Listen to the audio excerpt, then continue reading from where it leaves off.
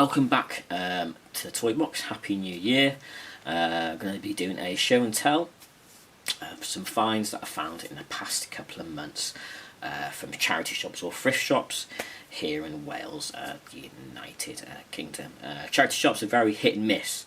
Normally don't find anything, but I have found a few things, a few sprinkle of vintage toys over the past couple of months. I'm going to show them to you now. I'm going to tell you a little bit about them and how much they cost. Before we crack on, it seems quite popular in most YouTube videos at this point. They tell you to like and subscribe to the channel. So I'm going to do that. If you like vintage toys, an enthusiast like myself for 1970s and 80s toys, click the like button and subscribe button. It helps the channel. Thank you very much.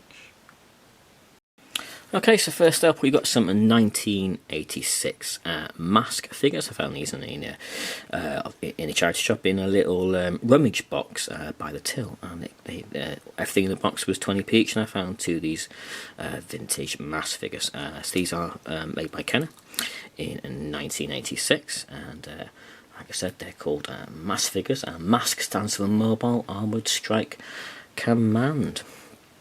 And this particular figure here is Matt Tracker, and he came packaged in a Jungle Challenge Adventure Pack blister. Still got his arrow mask and his rocket backpack. Yeah, he was 20p. And the other M.A.S.K figure I got, quite a cool looking one, is Bruce Sutton, and he comes with his grasshopper mask. His skill is Ravine Spanner, and his radio generator backpack. Yeah, so two M.A.S.K figures, and they cost me 20p each in a rummage box by the till. Okay, so a week later I went back to the same charity shop and I had a look in the same box, and I found this at the bottom of this 20p toy box by the tills. It's a PVC figure of a Wuzzle, and it's from 1985. Made by Hasbro for the Disney Wuzzle cartoon. So a little bit about the Wuzzles. Yeah, it was only around for one season, lasted 13 episodes, and got cancelled. Obviously, wasn't that popular, but it did have a big toy line. There was loads of figures, teddies, books and whatnot. And even though I never watched the cartoon, I did know what they were when I was a kid. Even though I never watched the cartoons, they must have some sort of impact back then. But like I said, I was only 13 episodes, then it was cancelled, a bit like today's cancel culture. Okay, next up, I found this in the rummage box at a charity shop, and it is a Transformer G1 1985. It's a Stunticon called Motormaster, and unique thing about this is that it's still got its tailgate. Most of the time when you find these, they have their tailgate missing, but that has got its tailgate. It's not in too really bad condition. A little bit of rust on the metal bits, but I can always give that a bit of a clean. But yeah, for 50p, I was over the moon for that, and I rarely find Transformers these days in charity shops. Yeah, and now it's in a box of modern toys and dolls and whatnot, so I was well chuffed for that. Always proof to always have a look in those rummage boxes. Yeah, so G1 1985 Motormaster. I'll transform it in a bit for you to have a look at. And there he is transformed. Well, I think I've got it right. I don't think it's going to stand on those 2 feet. If I'm wrong, let me know, but I think it looks like that. I know it does combine into a bigger bot. But there we go, that's how it looks. That's how it's going to be in the collection here at Poncho's Toy Box.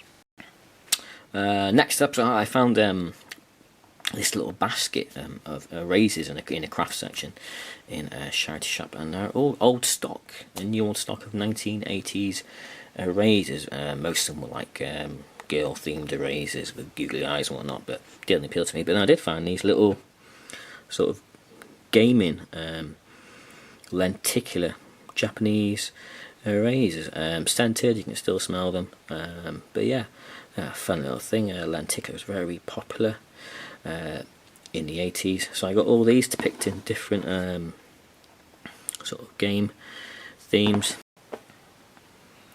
Okay, so next up we have a VHS. I don't normally collect VHS because they're normally mouldy, but this one's a great nod to my childhood and nostalgia of it, and it's a cartoon of the Teenage Mutant Hero Turtles. and yeah, had to get it. It was in a VHS box, and they're all 50p. And the main reason I got this, it is steel sealed in its original packaging. It's unplayed, never been taken out of this packaging, and the cover art is great. And it's going to look great in the cabinet. Yeah, so what a find that was, and I was well chuffed that day. It's still got its original price tag of $2.99, and this was made by Abbey Home Entertainment in 1990. Yeah, so a sealed copy of Teenage Mutant Hero Turtles VHS cartoon. Cool.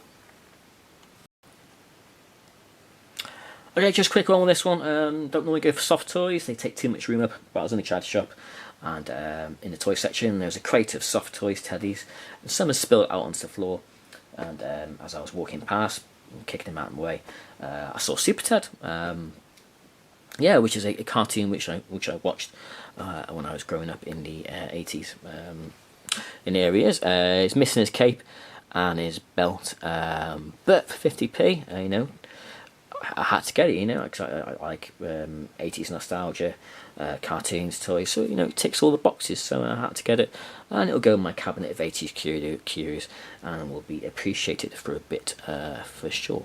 So Super Ted, he was first broadcast in 1982 as a Welsh cartoon, but it was so successful during the 80s that it was translated into English and then other languages across the world, and it was repeated and syndicated up until the mid-90s.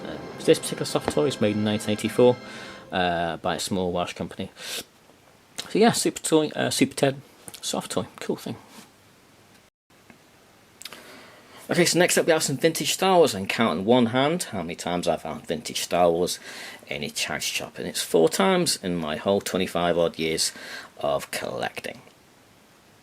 So I got this Beta Falcon and a box of Beta action figures, most of them are Star Wars, and I got them all this for £20. Okay, well, a closer look at the Falcon. So still got its canopy, the cockpit cover is not too yellowed. The cockpit itself still nice and blue, and the stickers are in good condition. Lid, great condition, still got the stickers, hasn't yellowed like the rest of it. Maybe made some sort of other plastic. I don't know why that's degraded and this hasn't. It could be a different type of plastic it's made from, who knows. In terms of what's inside of accessories and whatnot, it's got the door, the hatch down here, and the clips are intact amazingly, because normally these clips here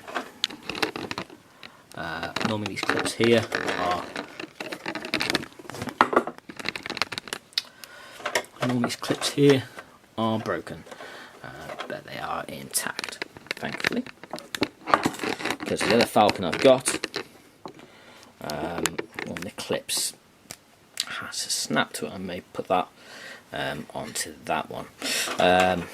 Still got the satellite dish, the gunning chair, the quad gun, not snapped like they normally are. I've got one door strut. These are normally missing or bent and stressed, like here.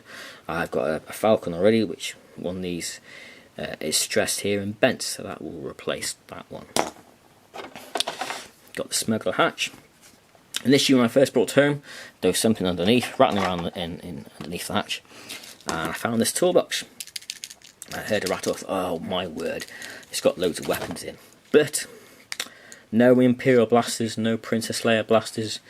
It is a toolkit for another action figure line. Thought it was Action Man, but it's too small, and but it is actually, I found out, for the Galoob 6-inch Mr. T. I already have a 6-inch Galoob 18 weapon, so now I've got this. Right, now it's Mr. T, and that'll be him complete. So that's a nice little thing to find. I really wish to have some weapons in there, but there you go. The landing mechanisms, all the clips are intact. Chest table in good condition. Stickers nice and vibrant. Yeah. So all in all, a great purchase. Okay, so these are the action figures that I got for £10 along with the £10 Falcon. So we've got Adam Rakbar, Vader with no cape or lightsaber as usual. Luke Jedi with no cape and accessories as usual. Chief Chirper. I think it's Chief Chirper anyway.